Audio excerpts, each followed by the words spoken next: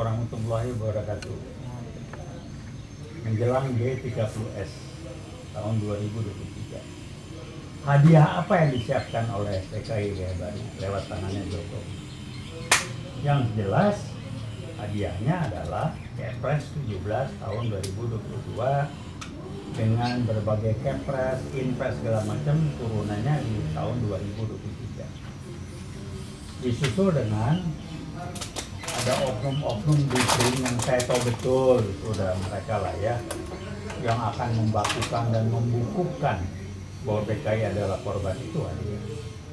Kemudian pelan-pelan staf MPRS yang melarang komunisme dan segala macam pelan-pelan dianulir. Kita lihat lagi apa yang akan terjadi. Mereka pakai istilah ngetes, test the water, tesnya.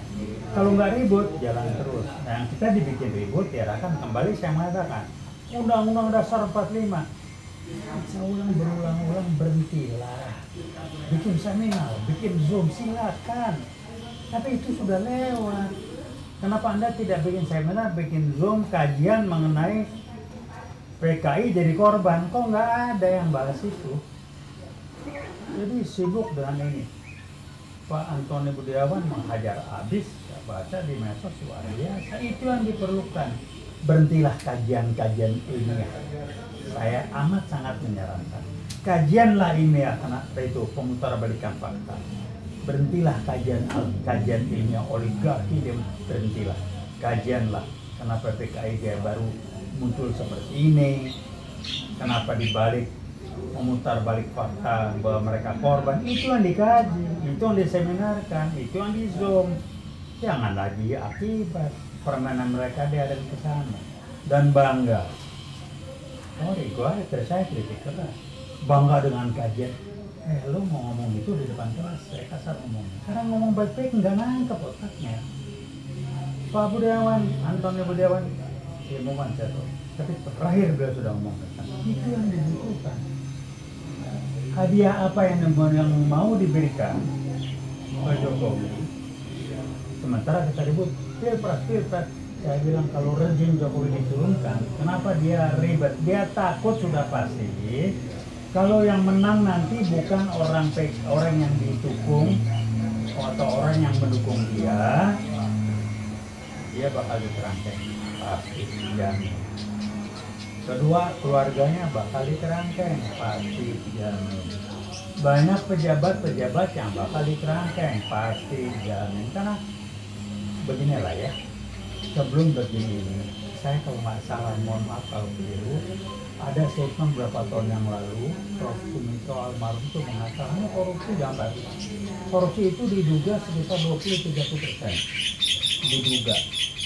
Sekarang dipastikan. Setiap ada kegiatan masih lah. Kegiatannya itu kayak kasus apa itu udah pasti ada korupsi. Udah pasti. Ini contoh yang simpel. Maaf buat Pak Erick Thohir, Anda bukan bisnis eksekutif. Itu BUMN di gimana? Anda sibuk ngurusin bola. Anda punya pikir mindset sebagai bisnis eksekutif nggak? Saya nggak pernah lihat di track record Anda. Bahwa Anda investor barangkali. Ya, Anda bukan bisnis eksekutif.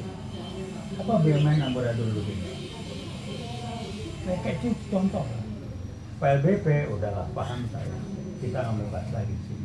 Yang lain menteri-menteri ada, yang bersih, yang baik ada, berusaha maupun ada. Nah, sekarang saya ulangi lagi. Universitas Gajah Mada sudah jadi korban. Korban apa? Korban ijazah palsu. Rektornya terpaksa ribet, susah karena disuruh oleh mantan rektor yang sekarang jadi politisi yang menjadi di pimpinan di Sekretariat Negara. Itu perintah langsung, tahu saya. Kita orang kampus lah Pak. Jadi apa yang mau ditinggalkan Pak Jokowi? Dia ini yang menggantikan itu orang yang tidak akan membuat dia dikerangkeng. Alasannya bungkusnya programnya. Mike, kalau orang bikin program itu udah dihitung.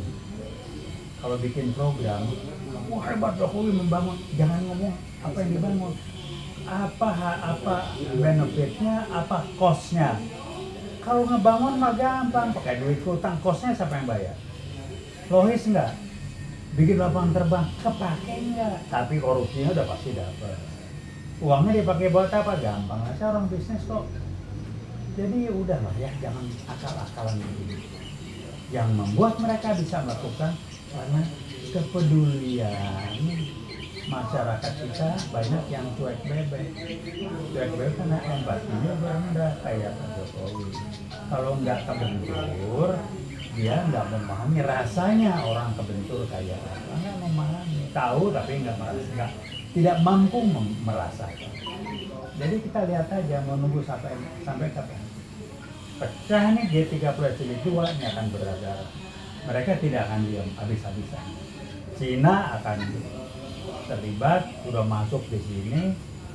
Kemarin saya baca di medsos, wah ada puisi yang tertinggal di daerah mana nggak tahu saya. Mudah-mudahan bukan hoax ya, atau mudah-mudahan hoax.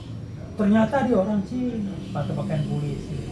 Saya bilang bukan polisi, itu tentara yang nyaman. Kan di Morowali, kenapa main di daerah?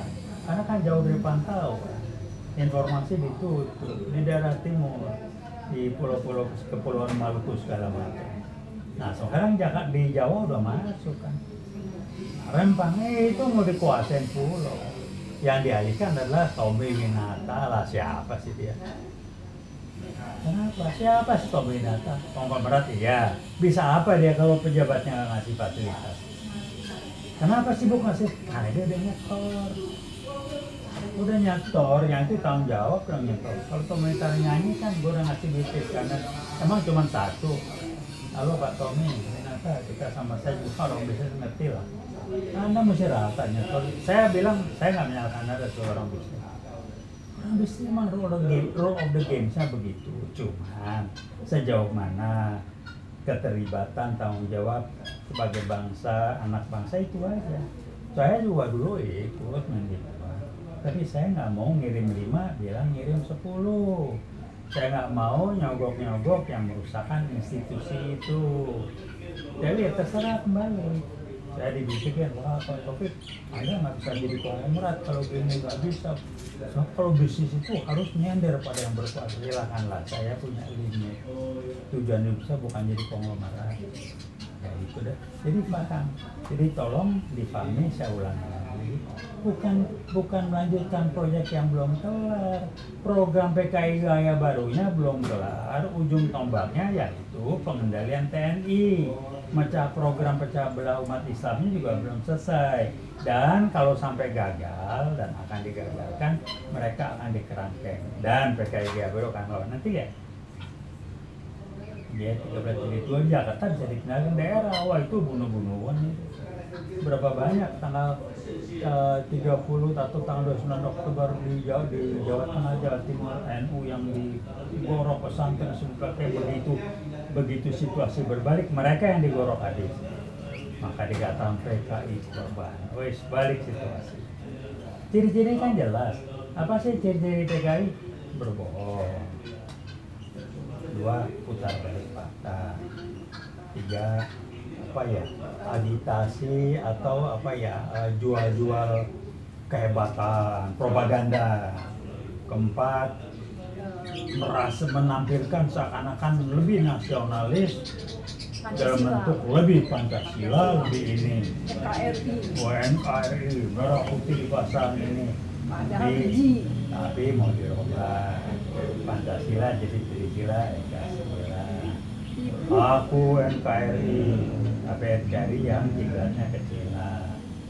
Kayak gitu. Amerika gimana? Bodoh aja. Udah dua-dua ini kan berusaha ngendalikan.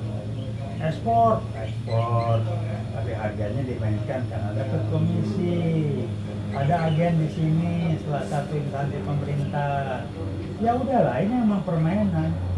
Saya tidak menyalahkan Cina. Ya dia kan berusaha dengan jalur sutra, jalur apa ya. Cuman pertanyaannya kenapa lu bego gitu aja.